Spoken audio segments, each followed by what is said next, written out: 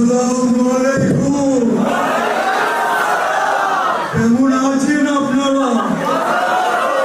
ভালো তো? অনেকেই বলছে আমাকে নাকি খুঁজে পাওয়া যাচ্ছে না। আরে দাদা, কোথা থেকে এলো? আমি এতদিন একটা গোয়াল ঘরে লুকিয়েছিলাম। আপনারা বলতে পারেন স্যার আপনি সেখানে কি খেয়েছেন? আমি সেখানে ফল এবং ভুষি খেয়েছিলাম। তার মানে গরু যেটা খায় আমি সেটাই খেয়েছি। স্যার আমরা শুনলাম আপনি নাকি পালিয়ে গিয়েছেন, এটা কতটুকু সত্য? ওবায়দুল কাদের পালাবো না, পালাবো না। প্রয়োজনে ভুগড়ে যাবে বাসায় গিয়ে উঠবো। টাকা দেবে? ঠাকুরগাঁয়ের বাড়ি আছে না? স্যার আমাদের আপার কি খবর? আপার একটা কথা বলবো না, একটা শব্দ বলবো না। আপা তো পালিয়ে কেন? আপনি আপনি নেতা হবেন? স্যার আমাদের নেতা কর্মীদের সাথে তো এখন আগের মতো দেখা সামনে হয় না, তাদের ব্যাপারে কি বলবেন? আমি যেহেতু পালিয়েছিলাম, ফোন নাম্বার তো বন্ধ রাখিনি, টেলিফোনে তো একটা যোগাযোগ করা যেত, একটা মেসেজ তো করা যেত। সামনাসামনি দেখা না হোক, টেলিফোনে তো একটু সংলাপ করা যেত। একটা কবিতা বলি,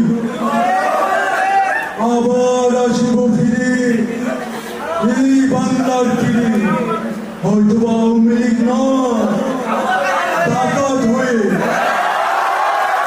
টাকা দেবে? তাহলে আবার আসিব ফিরে এই বাংলার তীরে, আওয়ামী লীগ হয়ে নয়, সুশীল হয়ে। কি টাকা দেবে?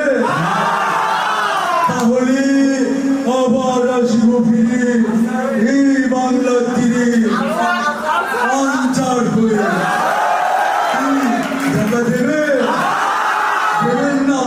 তাহলে আবার আসিব ফিরে এই বাংলার তীরে, অনেক হয়ে না, সহভাগী হয়ে। কি চুলকানি বেশি হয়ে গেছে? তাহলে আবার আসিব ফিরে এই বাংলার তীরে, আওয়ামী লীগ হয়ে নয়, রিক্সাওয়ালা হয়ে। কি জায়গা দেবে? তাহলে নেক্সট টার্গেট ফাঁস করে দিলাম, পরবর্তীতে আমরা মেজর হয়ে ফিরে আসবো। সর্বশেষ কি বলতে চাচ্ছেন? আমি ইংরেজি একটি কবিতা বলি।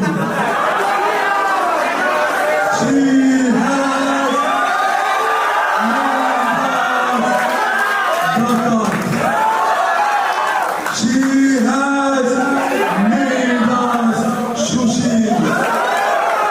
She has made us shahabadi. She has made us ansar. She has made us rickshawala. আমি একটা কথা বলে বুকে কষ্ট নিয়ে শেষ করছি। কাগজে লিখো না, ব্যানারে লিখো না, মুছে পাথরে লিখো না,